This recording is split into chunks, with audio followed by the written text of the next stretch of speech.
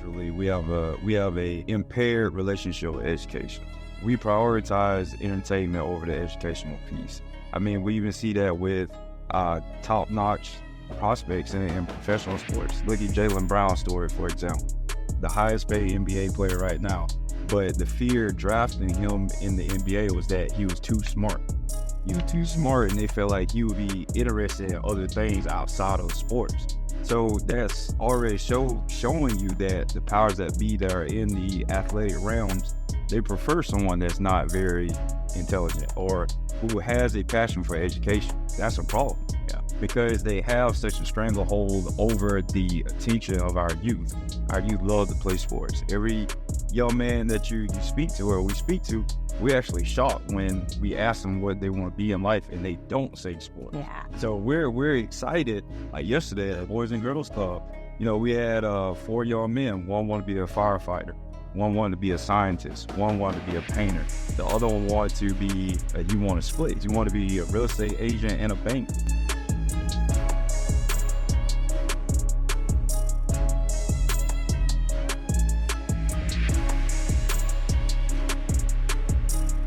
Welcome world, welcome family to another episode of the EL2A Podcast. I'm your host, Jamie Gilmore Jr.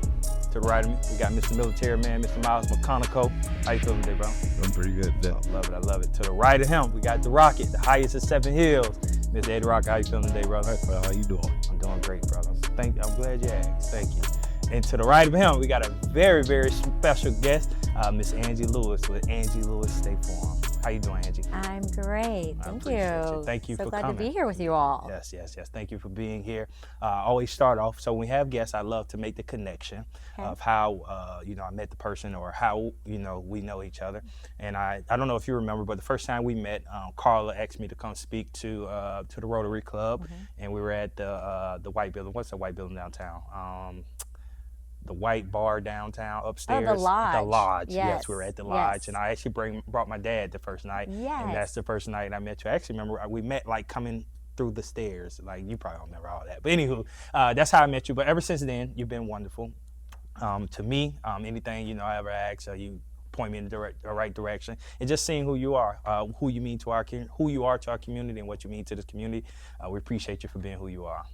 Well, thank you, Jamie. No.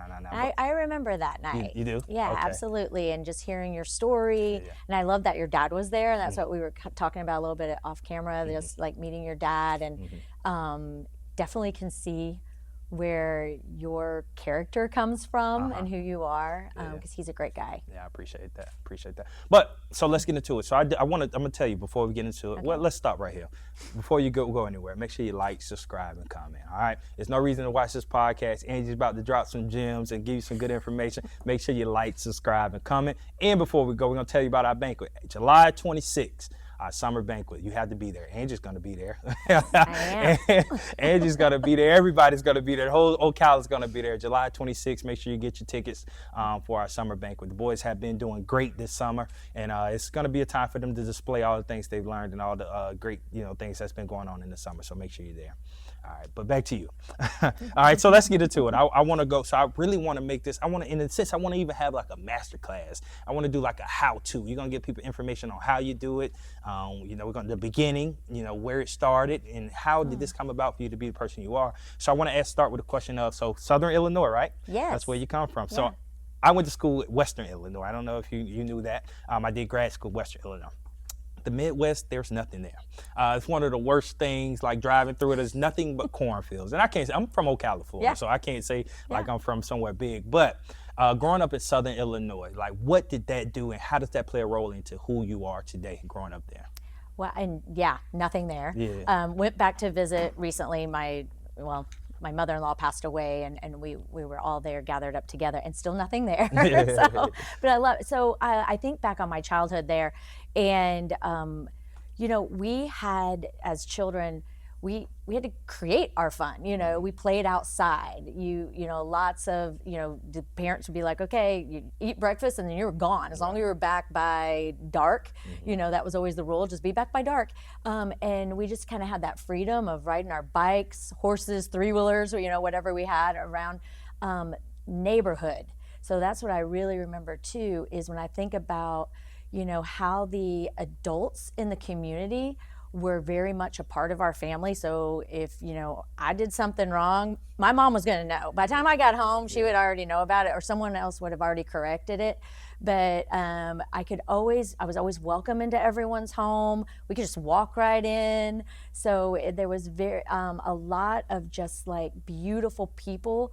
And it really was, when you talk about it takes a village, that's what I remember. There were no strangers. Everyone knew everybody. We all hung out, and everyone was always watching out for each other. So even though it's a small town, and we moved away from there, and I had other aspirations of things that we wanted to do. When I think back on my childhood and Clint's, where I met Clint when we were in 5th grade playing football, and so it was just like, this really instilled a piece of who I am, and what I wanted for my children even. For sure. So even that correlation, I'm thinking about it to like now. So obviously we got so far away from that. So with the social media thing and this digital age that we're in, kids don't even rarely go outside, and so they're stuck in the house. So how do you think that plays a role into our society of what goes on now and the development of our kids? That whole experience of what you just said. Yeah. So I can live see that for you, being able to go outside and walk into other people's home and have that real knit community. What effect do you think with us not having that now? How do you think that's affecting our kids not being able to grow up in that environment like that? It worries me. It worries me of isolation, not having a group of people that can help you through a situation, feeling alone. Comparing yourself to thinking other people have more than you, or just because of what's portrayed on social media. I think I don't know if there is a solution, but one thing parents, and I know some of the stuff that you all are doing with your program that I love so much, is we got to be super intentional now. Like we as parents and community members have to be intentional about how we spend time with the youth in our community, and how we do kind of get them away from their phones. And there's good things, like look what we're doing today. I mean, there's a lot of good that comes from it. But I am worried about what that kind of trails off to be as they become future adults and future parents. I've seen, even like sometimes we're at the beach, and I'll see, here's a time where you could be like just enjoying, and I'll see parents on their phone and their kids are, and I'm like, oh, you're missing it. Because, you only get so much time. And there's just so much that that importance of like eye contact and playing with them. And I really hope that we start kind of embracing that playtime again. I think play is important, even as adults. If you make work play, it's more fun. So that's what do you think, Jamie? No. You're right on. So I know I'm glad you asked, but no. You're right on. I think because we even and it's not like, and you're not old either, but I'm not far removed from being a child, and we had that. We've just on our last podcast we talked about how we used to go outside and go to other neighborhoods, like get on our bikes and just go. Yeah. and like you said, we had to be home before the street lights came on. But we would not go home before then because we were scared that our mom was trying to make us stay home. So like we were out adventuring, but that made us, we grew up. No matter how hot, cold, it didn't matter. We did not want to go home, but that made us grow. That made us, we were, like you say, creative. We started creating games, creating things that have fun. And now as an adult, you look back on those times, it's like, man, those times were developing us. Like even when we were out there, when the negative things start happening, being able to have the sense of like, okay, we need to leave.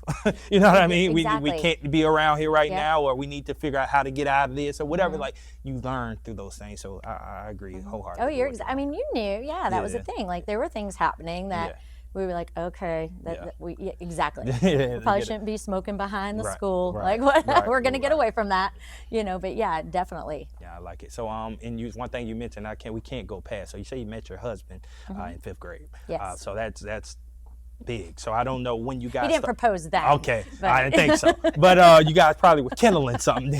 You guys starting a fire then, getting it going. But so even to think about that, so when did you guys start dating? Was it in like high school, middle school, or? It was middle school. So we met in 5th and 6th grade. We played on the same flag football team. His dad was our coach. I blocked. He scored all the touchdowns. Yeah. I was a big girl, and so that we made that happen. And then in middle school, I think he was in 8th grade. I was in 7th grade. we had a dance coming up, you know, he asked me to be his girlfriend, whatever, you know, that meant. But it was mostly, you know, we hung out, you know, after school, you know, we played and, you know, threw the football around in the yard and played board games and all those kind of things. And then, you know, once we got into high school was then when it actually became more of like a serious, you know, couple.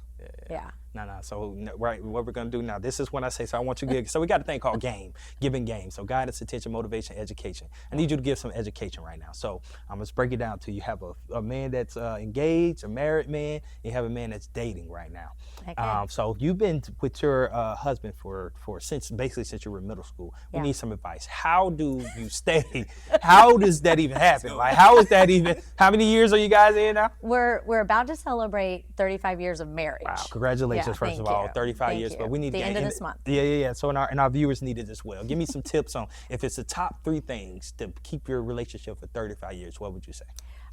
Play is a piece of it. Okay. You get, you know, don't get stuck in the routine of coming home, fixing dinner, getting in front of the TV, going to bed. You know, what are some things that, you know, that you could be doing together, activities, like have fun together so that you're laughing and that, you know, and enjoying each other, and what, you know, what are things that you're interested in, what are and making sure that there's give and take there, and enjoying those. Everyone says it, but communication, like we have this thing where, you know, when you're young and you're going through all kinds of things, and, you know, you get in your head about something. We call it the story I'm telling myself. And if I sometimes I could get into a really like pretty serious story about something I thought was, you know, a way he was feeling about me. Maybe he didn't think I was attractive anymore, or this or that. And you get this story, this narrative going in your head. And if you sit there too long, then that's, you know, that can cause a lot of trouble. So, you know, once we started kind of figuring that stuff out, I'd be like, okay, the story I'm telling myself is, and then give that person the opportunity to be like, that is not it at all. Like, no way. So, you know, trying to make sure that you feel comfortable with like going to each other about even silly things that you're like, can you believe I'm thinking this? And, you know, that, and then another thing that helped us was really understanding, we did that, the love language, and we've done like the Enneagram personality, you know, so we understand each other's, you know, personalities. And, you know, so, you know, sometimes I get energy from people. So hanging around with groups of people, Clint loves that to a point, and then he needs that. He wants to just hang out with me and, you know, and just be at home. So respecting each other in those ways of like, again, that's that give and take. But at the end of the day, everything that we've done is we have kept God as the foundation in our home, and praying together. And you know, we kind of made a vow to each other. We both came from houses that had multiple divorces, and we just was like, we don't want that. Like, how do we, you know, let's commit. Like, we're gonna work through the hard, and, you know, and it gets hard sometimes, but, you know, as long as we kind of you know, as long as one's always kind of giving a little bit more than, you know, whatever we got to do, but just making sure that we're working through those times. But, you know, to just, you know, having that foundation of who our Creator is, and you know, he's blessing us with this life. Yeah. So those hard moments when you was in there, and those hard moments when they came up, do you think, so what made you guys get over those humps? What are some things when you got to that moment and it was like, okay, I'm done with this. What gets you guys over the hump? It's usually one of us. One of us will finally be the person that says, hey, we need to talk, you know. And it'll be even like, you don't even need to respond to right now. Like, but here's what I'm feeling, and here's what I need to get out, and you can sit with that for a while, and we can talk about it later. But at least, you know, having the brave, you know, being brave and just like opening up, you know, and as long as somebody's always doing it, you know, and sometimes it's going to be Clint, sometimes it's going to be me, depending on the situation, but just not letting it build and fester, and then you start talking to somebody else about your problems, and I don't want to do that. Like, you're my best friend, so we should be able to work this out. So I think a lot is just always having someone who's willing to kind of break the silence and start the conversation. I love it. Brother Miles, what you think about that? You the married man up here. What do you got to think about that advice she gave? What do you think about the advice that just was given? No, I mean it's spot on. I mean, especially the communication piece. You really have to understand how they receive messages, and you have to learn how to speak directly to that. Because for me, you tell me something right then and there, make it short. I don't like elongated talks. I like something, hey, just tell me what's up, and then we can move on from there. However, for her, I know that I have to go through a list because I know how her mind works. So it's like, okay, well, I have to make sure that I'm being very thorough with my communication piece to her, so that I'm leaving no room for doubt or, like you said, to get in your own head. So I've gotten wise about that, not for him. So before I'm just like, hey, I'm gonna tell you everything. So now it shouldn't come back later, or it's anything that'll, like I said, to just have the conversation. Go ahead and we get to our mutual understanding, then we just go on about our day. And that's just how we've just grown to have those conversations, to where, hey, we understand, now we move on about our day. Don't ever go to bed mad at each other. Is a big one. And if you are angry, because I mean we are human, so not all the time can you shut it off that quick before bed. But that's where those prayers come in handy, especially with one another. It disarms. It's hard to be mad at somebody you just went to God together. You know what I mean? So have that prayer time if you still feel like something's bothering you, and that it's just growing pains, really. You're trying to understand a completely another adult. They have their baggage, they have different things that they're carrying, just like you have what you're carrying. And so it's really just getting to that point where you can just speak to each other and not let the baggage talk to one another, because that's where a lot of arguments come from. You have those past wounds or those egos, and once they get to talking, nothing productive can happen there. I love to see. Hey, now y'all just got that ends our relationship. That ends our relationship advice segment. Now on to our next segment. Just kidding, but not great advice, guys. But what I do want to ask, so that when we talk about the exposure piece, so what we do at Cut Different Inc., it's about exposing kids to different people, places, things that they normally don't have access to. When I think about you, and we just talked about your beginnings and where you come from, you said Southern Illinois, and you referenced there's nothing around there. So I'm thinking about the young lady that was growing up there, and she probably wasn't able to see much. I don't know exactly what your parents did, but I can only just talking about where you come from. You didn't see the big buildings, you didn't see probably the business people and all these different things. So I want to know, so that young lady that was growing up in Southern Illinois, what did she inspire to be? Like, who did she want to be? That's so interesting, because my sisters were just here visiting a few weeks ago. One still lives in that town, and one lives about 2 hours south of that. And we all have different fathers. So our background, our bringing up, we had the same mom, the same house, but it was an interest, wasn't easy. And I didn't actually meet my biological father until I was in my 20s, and sought him out just to kind of, I just needed to have a conversation. But so my sisters were saying to me, they said, it's interesting because you always seem to have had a plan, and I was like, well, I don't know. But when I think about it, no, we didn't get to travel. We didn't take vacations. We didn't travel. We stayed in Southern Illinois. But I probably, through what things I was seeing on TV, books I read, I knew I wanted to explore. I knew I wanted to see beyond Southern Illinois. St. Louis was like the biggest city we ever, went to. We were Cardinal fans, doing that. But I just always had these aspirations to travel and be able to see, these beautiful places on our, the God's creation again. Like, there's so much to see, and not only that, but different cultures.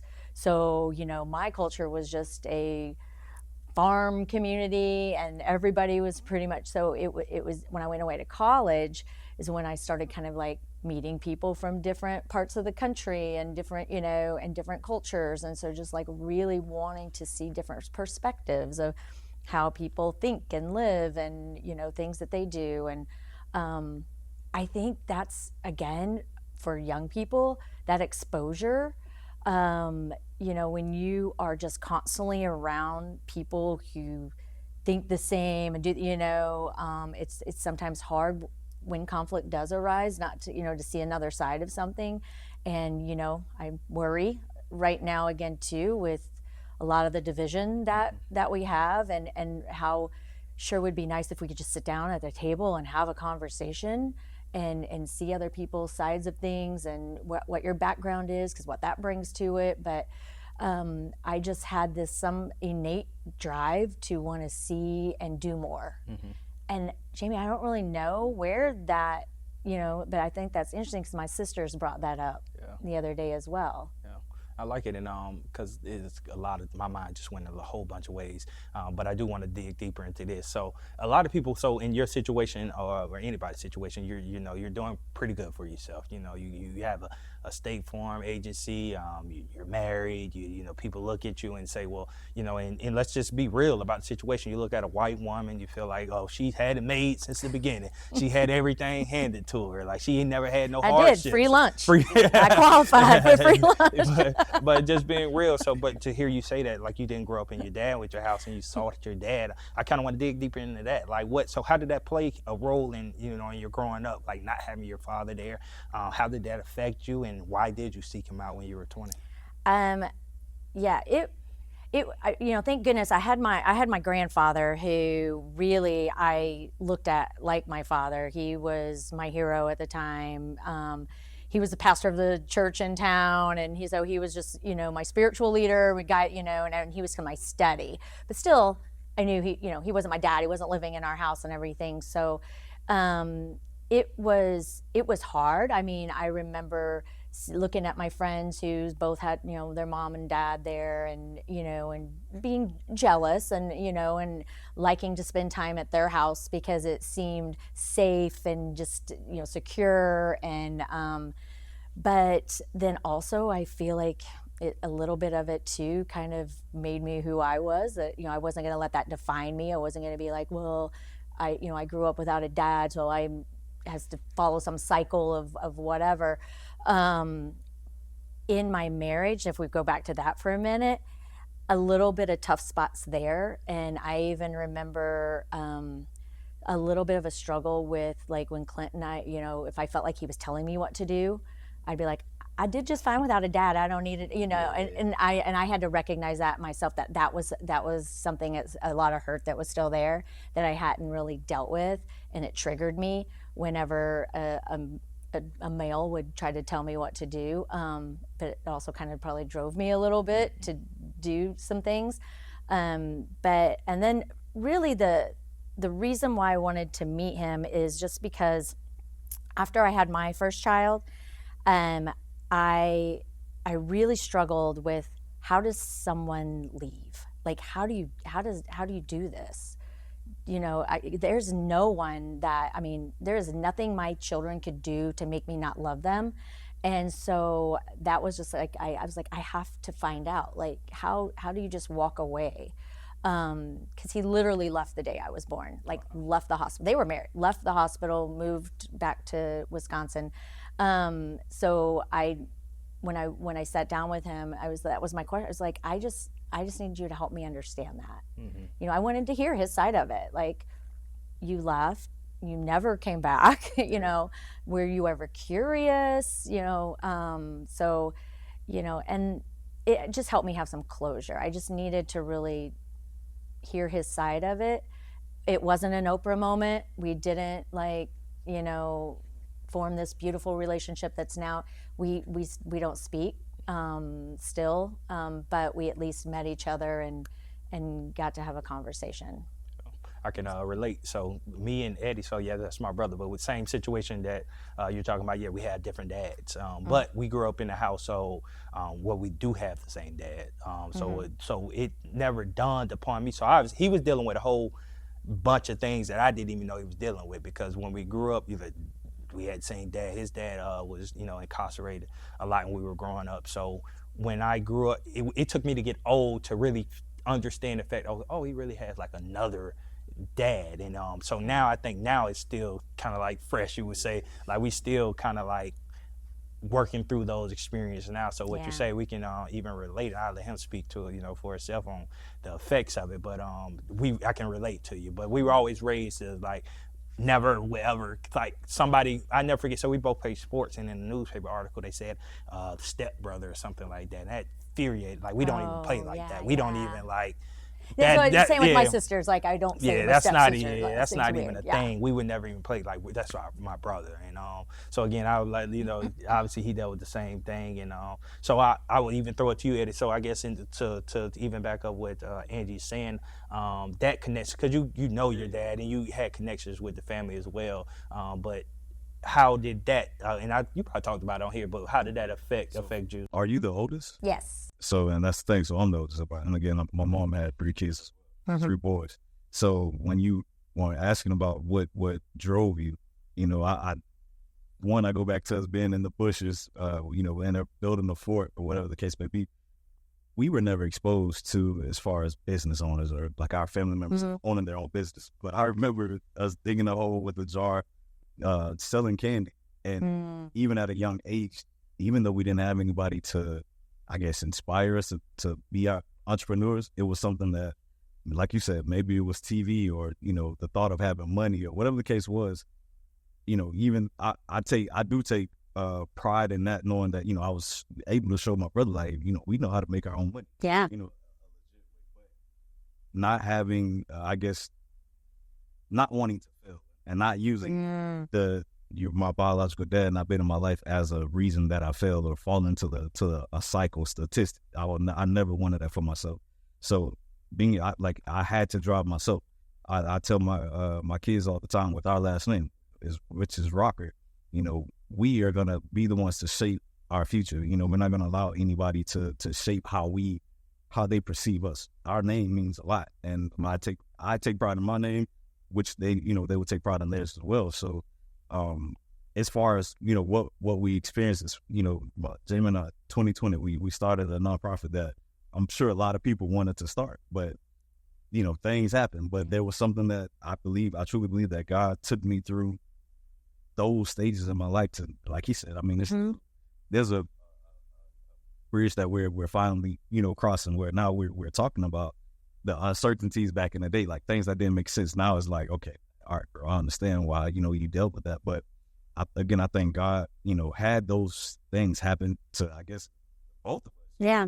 We experienced those things that helped drive us, where we are today in life. And I guess that's why you're where you are today. Those experiences drove you to be the woman that you are. Yeah, so when you say that innate, and that's a different drive. You can, and we deal with it all the time with these young boys. Most of the young boys we deal with don't have their father. I never forget, we were in a room of probably like 20 boys and next, who has their father in it, like maybe like 3 raised their hand, and then we say, well, who lives with their father? Nobody raised their hand, So those really are the dynamics of what we're talking about.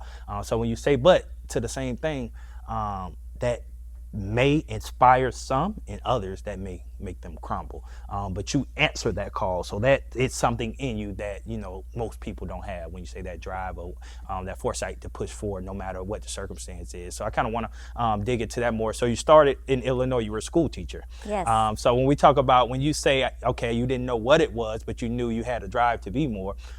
Did you have a heart for kids, or how did that come about? What made you go into the education field? Yeah, I've just I was a big reader. I love, education was important to me. I knew in high school that I wanted to go be an educator, so pursued that right after, went away to college, and that I love kids, and just the fact of they're just so honest and coachable, and they want you to pour into them, and they're just, and they're like little sponges, just like soaking it all up. So so that was kind of my first career. Started off and worked at a school in Centralia, Illinois, and taught 4th grade for a year, and then I taught 1st grade for 6. And it just was, I loved every minute of it. like absolutely wonderful. Was that 7 years in education? So 7 years in education, and then did you go straight into insurance?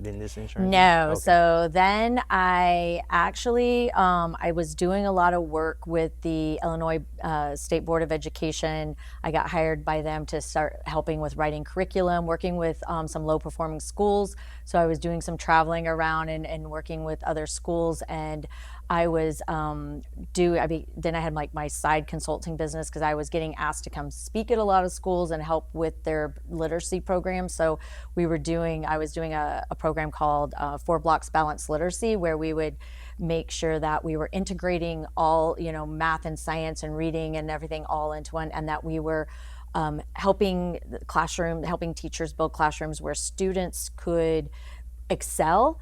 If you had a student that was reading, like in their first grade and they're reading on 5th grade level, we were giving them the availability to do that. And if you had kids that were struggling, you also were working with them to get them up. But just, we were kind of working in all different areas to try and help pull each other up.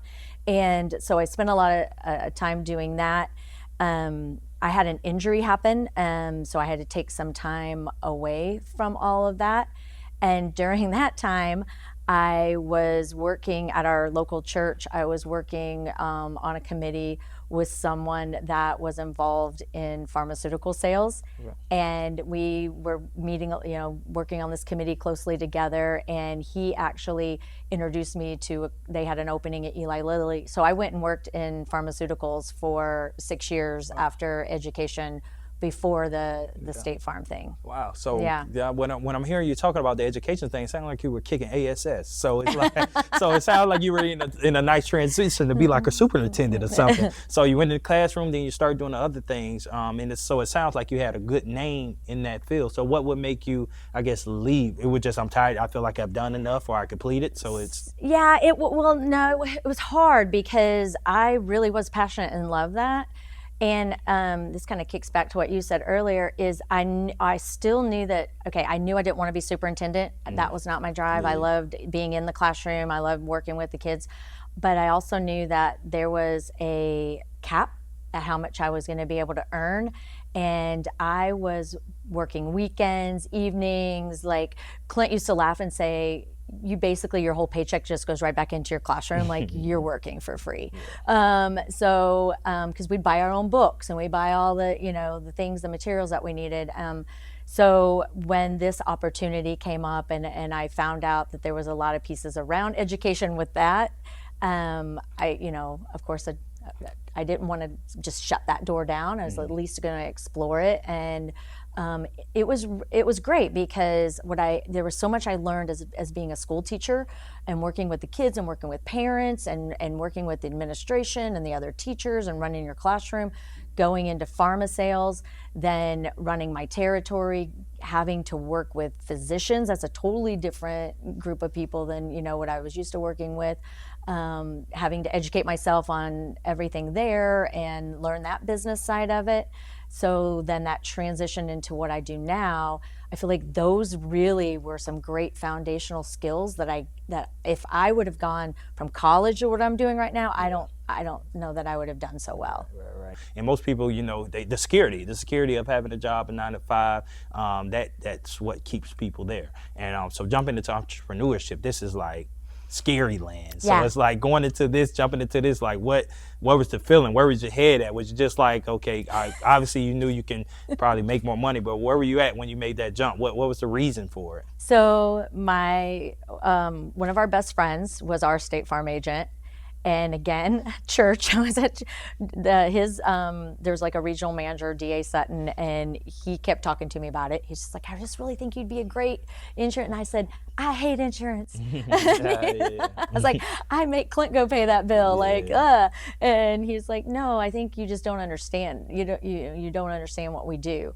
And I knew that my friend Kevin, what I loved about his lifestyle was, he had this successful business, but he also was very involved. Like he was coaching his kids' teams. He was, he was at all their events. He was sponsoring, whatever in town and the chamber and, all the things. And I was seeing that and I was looking, I was like, oh, So it kind of made me kind of reevaluate. And so I just kind of went and spent some time with him, and it was like, what do you do actually? And again, it came back to the education piece. And when I saw that our role really is to educate people, and make sure that they're properly covered in, in the auto, the home, life, health. And then in addition to that, we also do financial planning. So we're helping people through every stage of their life, from protection to accumulation to distribution. So that's what fascinated me with that piece. And then knowing that, hey, I could really be a bigger part of my community, through what this allows me to do. So that was, again, Clint and I had to, boy, that was a tough one, because I was giving up a nice salary, a car, all of it to make this leap into where we knew we weren't going to be making any money. And I was out, not only that, but asking the family to move. Wow. So we're moving from Illinois now to Florida, and to a place where we had never been to Ocala. We didn't know anybody here. So it was a really trusting in God that there was a bigger plan for us. And so we have not regretted that one bit. I definitely want to get into the move, so we'll get to that, but I want to go back to the State Farm. So getting it started. So when you hear the franchise deal, the franchise, I'd say franchise, because when I think of it as franchise. So you got like Burger King, and then you have different little things. It's like the same thing, right? It's similar. Okay, so how does that start? Like what does a one have to do if I want to have Jamie Gilmore State Farm, what do I have to do? You should just come work in my office for about 3 years. We'll get you there. So we have what's called the Agent Aspirant Program. Okay. So that's what we do. We train in-house. Okay. And then that is my favorite thing. Like if someone said that to me, I'm like, let's do this. Yeah. So we will provide you the licensing, the training, help you build, with the business acumen piece, so that when there's an opportunity that comes open, whether it's someone retiring, a new market area, whatever it be, then we want to get that person ready to like plug into that. Okay. So for me, it was a little bit different. I didn't come from an insurance agency office, but I did have my friend that was a great support system for me, that he was my mentor and was kind of helping me with learning all of that. So my learning curve was a little bit tougher, and that's what I encourage any like new young people, or definitely young. I was 35 when I opened my agency here.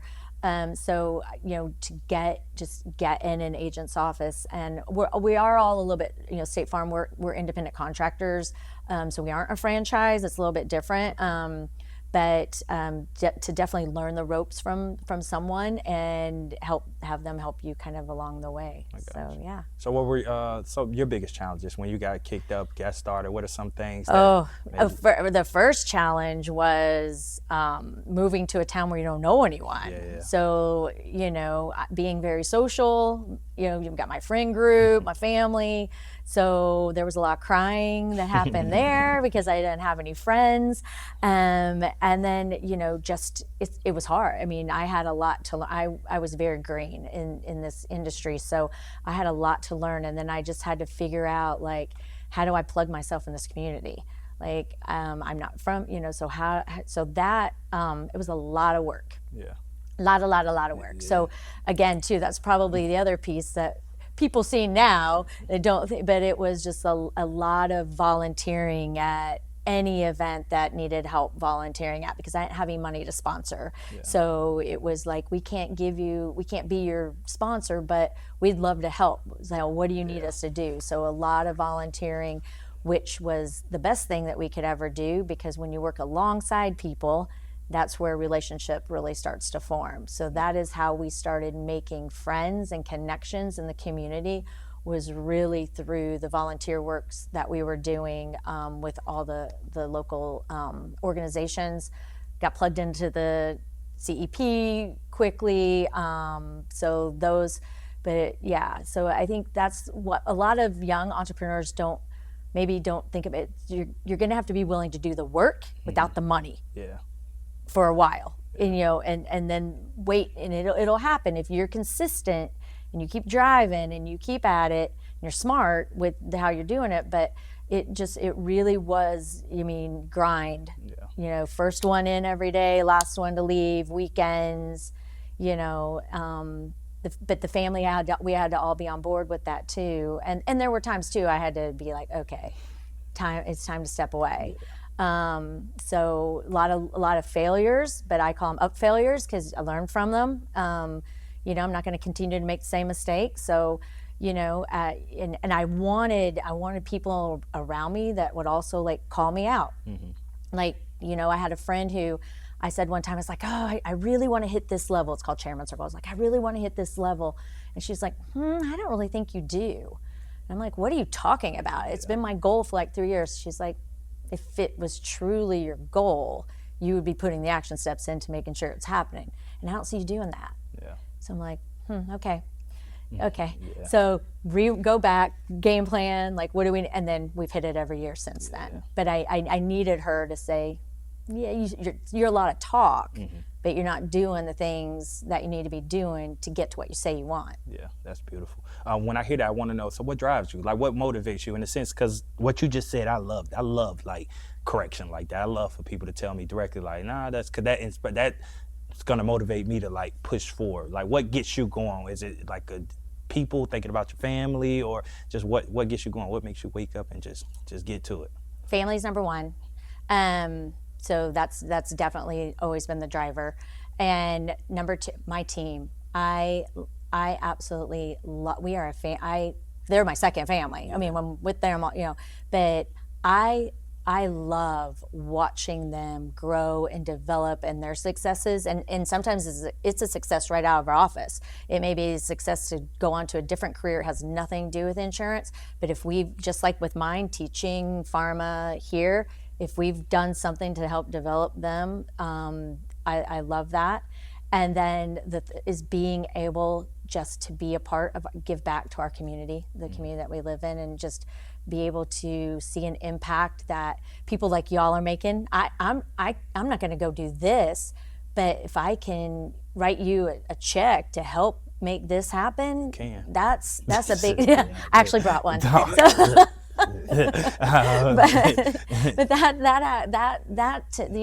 because I know you're doing the work, and so if I can now take, and I say this, like, this community is so good to us. Like, again, girl from Illinois, knew nobody.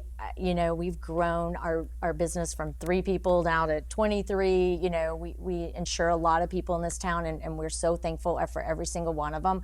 I tell my team all the time, we don't work for State Farm. We work for the people who actually pay us, and that's the people who pay their premium. So that so that's a big deal, and I don't take that lightly. So if there's ways that we can then take that and give it and give back, we definitely want to do that. We want to be the good neighbor in the community that we live in, and that's who we've been since we started. And my team all has buy-in to that, and they love it, and they're all involved in different organizations and volunteer and do things as well. Yeah. And I want to take about, because I love Ocala. Let me start there. Born and raised here in Ocala. I love Ocala. So a girl growing up in Southern Illinois, and you were there pretty much all your life, basically, before you came here. So I want to know why Ocala, because I kind of want to get into why Ocala, because you moved in 2005, right? That's when you moved here? Yep. So you came here in 2005, and we're in a whole different place now. So I want to ask why you moved there, then I want to get to what you think about the current state of Ocala, where we're at now. Yeah, so we knew at the time when we were looking at the opportunities that where State Farm had some opportunities. Ocala came up as, Florida and Ocala came up. It was Jacksonville, Ocala, Naples, and Miami. I think Orlando might have been. There was like 5 opportunities that we could go look of agencies that either had retirees or new market areas, and I wanted to come south. I was like, okay, if we're going to do this, this to me, this is my final career. This is it. Yeah. And I want to be somewhere that I see that, we can raise our, because at the time, Alexis was just going into 5th grade. I wanted to make sure that it was a place that fit our family and our lifestyle, and we're used to a rural community. So we knew, like, at the time, I didn't know Jacksonville very well, but I was like, no, that doesn't seem like our fit. Definitely not Miami, so I was like, so I talked to some people too that knew about Ocala, and they were like, I think that's what you're actually going to enjoy that the most. So I came to visit. I came to visit Ocala. Clint didn't come with me, and drove around and talked to some people, went to Publix, and everyone was so nice. I didn't know that was what their thing was, but I was like, everyone's so nice. And I'm from the Midwest, and we're nice people. So there was just something about it. I told Gerald Ergel and Buddy Martin and a few people, we used to talk about this all the time. I was like, I just felt like this is where I was supposed to be. I was standing downtown, and nothing was really happening down at the time, but I was like, I just had a feeling. And I called Clint that night from the hotel room, and I was just like, I feel like this is where we're supposed to be. And he was like, if you feel that strongly about it, I'm on board. So that's how we ended up here. Yeah. Great. Look at that great husband. I would have had more questions. I would have had more, sure. But no, so we have grown, and to your point, born and raised here and seen this city. So I did leave for a while. I left from like 2012 to came back 2020, and this was a different place when I came back. But just to see the growth and see what we're dealing with, talking about like 400 people moving here daily. It's crazy to even think about. But some people like that, and some people don't. When I moved here, everybody was, slow Cala, and I'd hear all the complaints about there's nothing to do here, and our young people wanting to move away, like graduate and move away, and I was like, no, I don't want to live in a community that the young people are moving away, because young people are what give me the energy. They give energy to the city, and they're our future leaders. Like, we need them here. So I know that there were lots of talks, and we had I was in some other groups with some people like, okay, we got to start creating some activities, some things that make people want to be here. And everything that's happened at the Riley Arts Center, and the other organizations, and and the CEP, and trying to bring in business that pays wages that people, feel like they can raise their family here. And the whole, goal with, yes, graduate our kids out, let them go explore, but with the hopes that they do come back, because we really want our people back here, because we're investing, you're investing in these young people. Yeah, sure. And, so we're investing time, energy, and money in them, and we'd love to have that come back to our community. And so I'm excited about where we're going. I know, yes, there's some challenges with that, but I just think there's just so much more opportunity with what we're seeing, and I'm going to embrace it, and I think it's good. Yeah, I'm the same way. I always say, like, some things you just can't control. Yeah. You know what I mean? And instead of talking about it, bad about it, just get in and figure out how you can take advantage or be a part of it. You know what I mean? Grow with it. So that's what mindset I'm on. So I'm totally on board with you. I do want to get into, so what separates you? What separates the Angie Lewis State Farm Agency apart from the other ones? Wow. I would, when we talk about this I think a lot of it is just that the education piece. Like, we value education. We really want to know our people. We really want to be a part of the community. We really want to be a give back to the community, and it's real. Like, we talk about it all the time in the office, and we want people when they come to feel like they're a part of the family. That that when we bought that building, I sat down with my realtor and I said, I want a place that people feel like they're at home when they're in here, because we're having intimate conversations about, things in their life, and I want them to feel comfortable and welcomed. I want to look good, smell good, feel good, all of those things. We're more than just your auto insurance agent. We want to be with you and your family as your family grows, and we want to know about you. And so I think that just that whole family and caring and really just more than, that's why I don't like the 800 numbers things, right? Like, we want you to come in. We love it. Last Monday, we had 50 walk-ins in a day, and I was like, I love it that people want to come in the building. Like, that to me, I don't want that to stop. I want people to feel welcomed and to continue to come in, even when it's a difficult conversation. Right. We're okay. We get it. It's insurance. Again, I didn't like it either. Yeah. So all day long, I get it. It's a hard check to write. It's a promise, because you're we're giving you a promise. If something happens, if something happens, we're going to take care of you. So we understand that's a hard one to write. So we want to make sure that you understand through the education process of what you're paying for. And then we can help, if we need to make adjustments and I always say it's your plan. We're going to create it around your unique situation. Build your plan for you.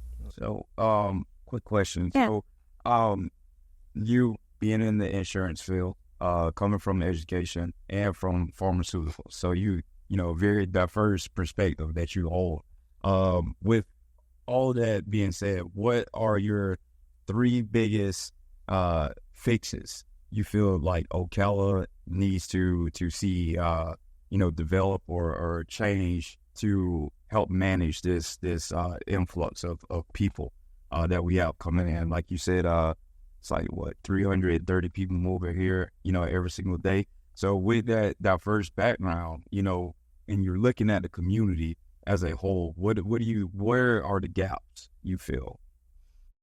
Well, we know we need more schools. Yeah. So that's an issue.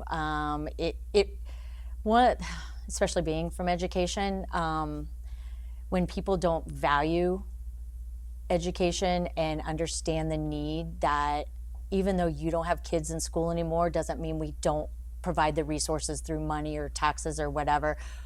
That we've got to think about our future kids. And great, your kids are gone, but we got to, my kids are gone too, but it's important. And I would like to see us support our teachers and the education system, and pour into them more, and support. I think that's a big miss, that we have. I wish our teachers knew how valuable. I wish, again, to pay and everything, but just even the community, just like loving on them and letting them know how important they are. Yeah. How do you think we can go about? Because we hear that a lot. So when you hear making teachers, obviously you can't go pay them more. But how do we go about that? Like if there was a step we can take into, I guess, the right direction and into, because again, we can't control their compensation, but making that right. Because we were just I don't know if it's one I was talking to somebody about. So they just passed a deal with the NIL for high school athletes. I don't know if you're up on that. So the NIL is, I don't know what it stands for, but it's where you can get paid. So high school in the state of Florida, high school athletes can start getting paid. And I seen a gentleman make a post, and it was a coach. He was like, well, what about us? You guys don't even pay us. So how are we going to go about paying this young person and we don't get paid? And it's the same thing, and it's kind of different, but I'm trying to translate to make the correlation with the schools. You got these teachers that aren't getting paid, but they're doing all this work. So I'm like, what is, and this could be for anybody, not just Angie, like, because we hear that a lot, like we have to make that right. But what is making that? What is making it right? Where do we go from there? One piece you have tackled the psychological aspect, because culturally we have a impaired relationship with education. We prioritize entertainment over the educational piece. I mean, we even see that with top-notch prospects in professional sports. Look at Jaylen Brown's story, for example, the highest paid NBA player right now. But the fear drafting him in the NBA was that he was too smart. He was too smart, and they felt like he would be interested in other things outside of sports. So that's already showing you that the powers that be that are in the athletic realms, they prefer someone that's not very intelligent or who has a passion for education. That's a problem. Yeah. Because they have such a stranglehold over the attention of our youth. Our youth love to play sports. Every young man that you speak to or we speak to, we're actually shocked when we ask them what they want to be in life and they don't say sports. Yeah. So we're excited. Like yesterday at the Boys and Girls Club, we had 4 young men. One wanted to be a firefighter. One wanted to be a scientist. One wanted to be a painter. The other one wanted to be, you want to split. You want to be a real estate agent and a banker. So that, that's so foreign to hear. That's a problem. We don't have kids that's just growing up wanting to explore different career paths. It's NBA, NFL, YouTube. Those are 3 top professions that I hear most of the time when working with them. And we have to ask ourselves why. Because like a young man want to be a scientist. Well, we need people to help knock out, these diseases that we're still battling with or dealing with, chronic pains and illnesses. We need our youth to want to figure those things out, but they're just not. There's no real glorification for them to go down that path. So psychologically, on a community level, we have to speak to it, and we have to really, motivate them to go outside and really say, hey, look, sports are fun, but it's bigger than that. That's why I love your experiences that you do. Yeah. Taking kids out into the workforce, showing them opportunities, so that they can see more than their backyard or the sports team that they play on as, oh, this is a real job. This looks fun. I love the cone story that you've shared before, and now they recognize the trucks everywhere. And I think that's powerful. What's up? And just another one. We just left. So it's Epic Equine Performance Innovative Center out there, Alberto Rolland. And we made the correlation even before we got there. So most of you guys want to be athletes. What do you have to do when you want to, be better? You go train, or you go to this center to performance center to be able to be better. Same thing with these horses. And so we painted that picture before we got there, and it was funny. As we were there in the experience, one of the boys, his name is Troy, he came up to me like, Mr. Jamie, he was like, man, if I don't make it to the NFL, I'm coming to work here. But just even think about that. So think about that. The NFL, and he's like, literally, if that don't work, it's here. And so we always made the correlation, like we're building their tool belt. You know what I mean? So it's you got more tools to pull from. It's not just the hammer. The foot. You can pull from your wrench or whatever else in your tool belt. And it's confidence that comes with that. Like if I only can make it to the NFL, and that's my only hope. Like that's scary. Right. Because I may or may not, and I already know that it's hard. I already know the percentages. But if I have a list of things that I can do, I'm confident. Because if I don't do that, I'm gonna do that, or I'm gonna do that, or I'm gonna do that, and that's all we're trying to do. But I love how you say the tool belt, because there's so many good things that come from playing sports. For sure. You learn so many skills that you can carry on into the business world or into working at almost any job with things that you take away from being on a team. Discipline and waking up early, showing up on time, all the things. So now I want to do this. So let's give some advice. So if you would give any advice, any tips, so any person that and I kind of want to go to entrepreneurship route, that is trying to jump into entrepreneurship, or just any young person that's just wants more for themselves. Like, what advice would you give someone that was looking at Angie Lewis and say, I love what you do, I love what you stand for, I could see myself doing this one day? What advice would you give them? One, I'd invite them in, yay. But the other piece is just, I would encourage them to look at all opportunities. Take every opportunity that you're around a group of people, whether it's at your church, your coaches, your teachers, your mom, your parents' friends, or whatever. Ask them what they do. What do they like about it? What don't they like about it?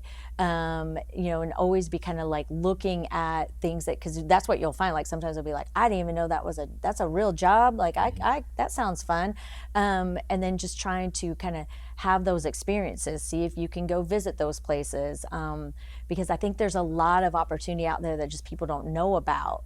And we'll still get people coming through the doors that are like, oh, I can't find work. And I'm thinking, there are so many people hiring right now. Like, hold on, let me give you a list, because there is lots of opportunities. It's just, where are you looking, and do you feel like you only qualify for this, and open up your mind to maybe things that might seem scary, but once you get in there, I did with pharma, like that was completely out of my wheelhouse. Insurance was completely out. I was not trained for that. I went to school to be a teacher. So I just think that networking and just always kind of being open and surrounding yourself with other people, you just never know. And be receptive to listening and maybe looking at all kinds of opportunities. I love it. So what are your future goals? So as far as for your agency, and I did hear you earlier, you said that's was it, whatever I go into it. So obviously this is the right off into the sunset right here. I don't know how much longer you plan to do it, but what are the future goals for the agency? Well, right now, I have zero plan to stop doing what I'm doing. Okay. I tell as long as I'm physically able, mentally able, and I still enjoy getting up every day. And, so I love it. And as long, that's kind of the piece of developing the people under me.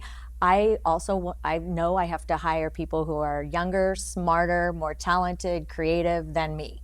So I have to have these people, this diverse, group of people in my office that are going to bring all these skills to help us continue into the next generation and such, because I can't do it all, and I don't have all those skill sets, and I want I want those people to continue to come and to develop those people so that we can continue to grow, so we can continue to mentor and bring on new people, and then so that we can continue for as long as I'm physically and mentally able to really be a big part of this community. Okay, we're gonna cast that we love. That we love, yeah, I love it too.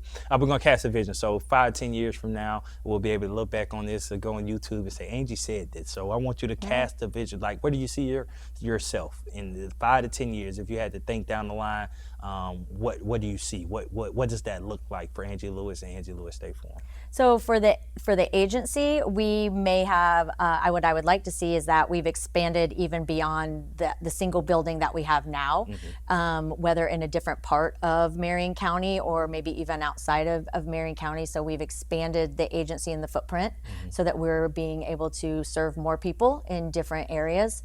And then for myself personally and my family, just making sure that we continue to take that time. We love to travel, so having the availability to be able to step away, because I do have the right systems and processes and people in place that I don't have to be there every day, to know that my customers and everybody's being taken care of, and I can go then, have time with my family and enjoy and travel and do the things that we love to do. Yeah.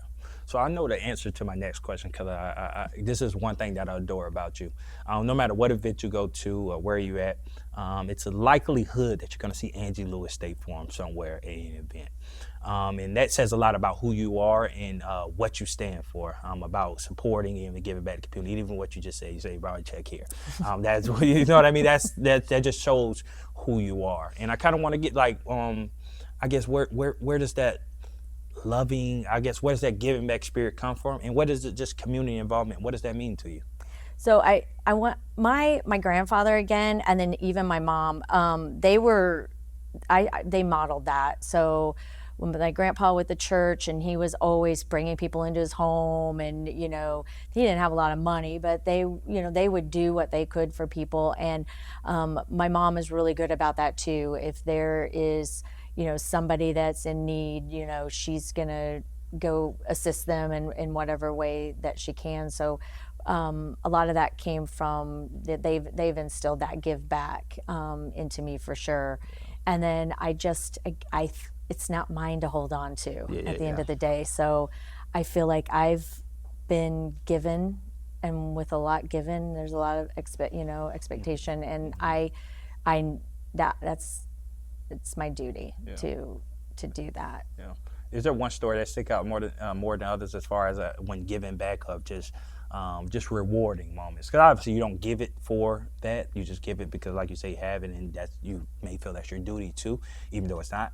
But what moment or what experience happened when you was like, you gave money or you may donate it to somebody, and you just saw what that did for that person or for that organization? Anyone stand out more than other? It's probably the ones you don't see. Yeah. It's the someone that's struggling to pay their utility bill, or they're going through a financial hardship, and it's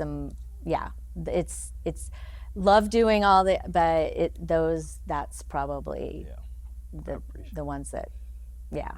No, I love it. So Angie Lewis, man, I do. So I wrote these down. I want to end with these before I wrap up. I know you guys, if you guys do have something, but I'm gonna ask you these questions. Well, I'm gonna wait till the end. I don't know if you guys any other way you guys trying to go before we. I would going back to some piggybacking off of you earlier.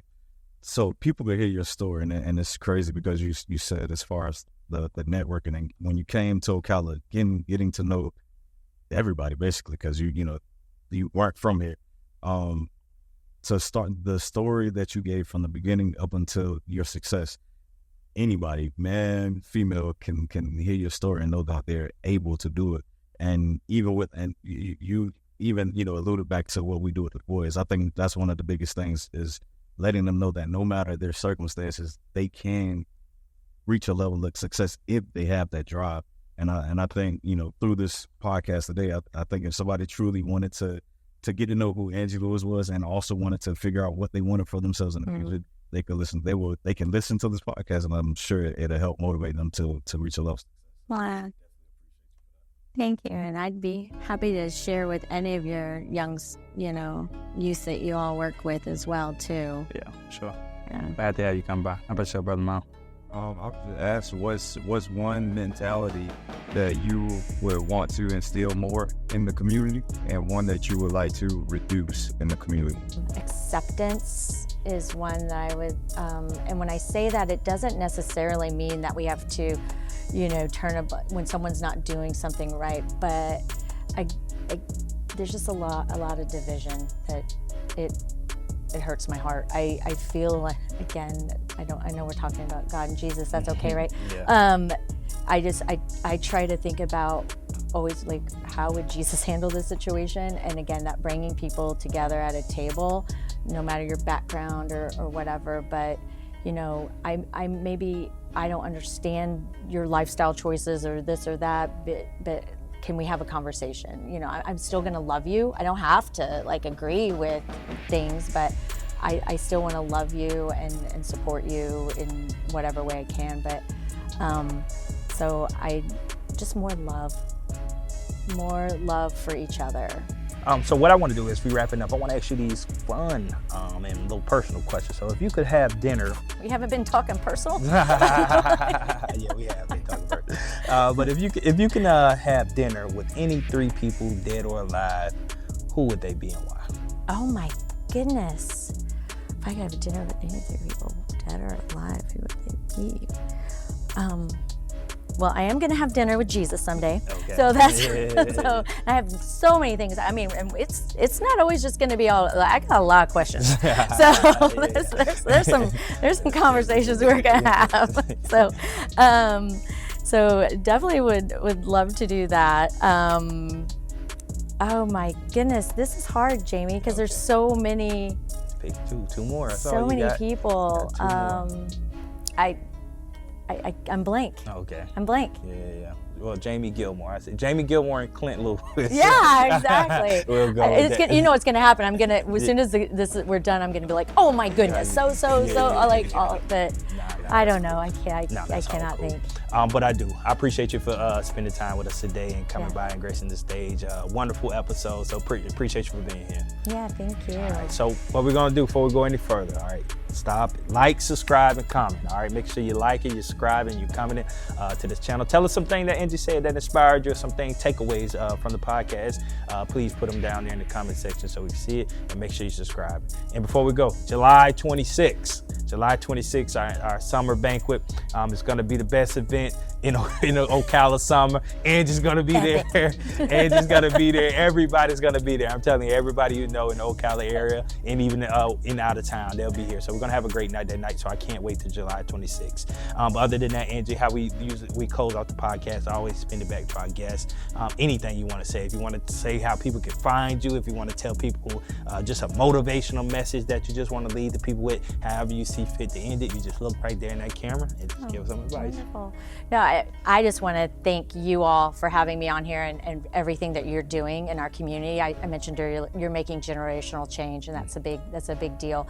So just want to say thank you to our community. I feel like we're very much in a very, I know I said love, but this community gives. So thank you to all of you out there who give so much of your time, your energy, and your finances. I love it. That's it, y'all. Angie Lewis. We'll see y'all next time.